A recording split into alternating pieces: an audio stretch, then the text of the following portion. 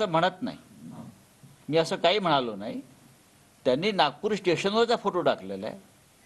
आम्ही बाबरीच्या प्रत्यक्ष ऑपरेशनचे फोटो टाकतो. एकमेकावरती आरोप करण्याचा हा दिवस नाही. ते विचारतात शिवसेनेचं योगदान काय, म्हणून माझा हा प्रश्न आहे. शिवसेनेचं योगदान काय हे समजण्यात का तेव्हा त्यांचं वय नव्हतं. कळलं का?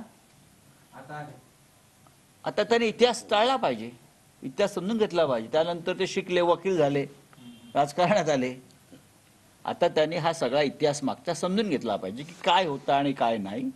बरं का? जरी आपण प्रत्यक्ष त्या इतिहासात सहभागी नसलो घडवण्यात, तरी महाराष्ट्रात मराठी माणसाला इतिहास समजून घेण्याची जिज्ञासा असते.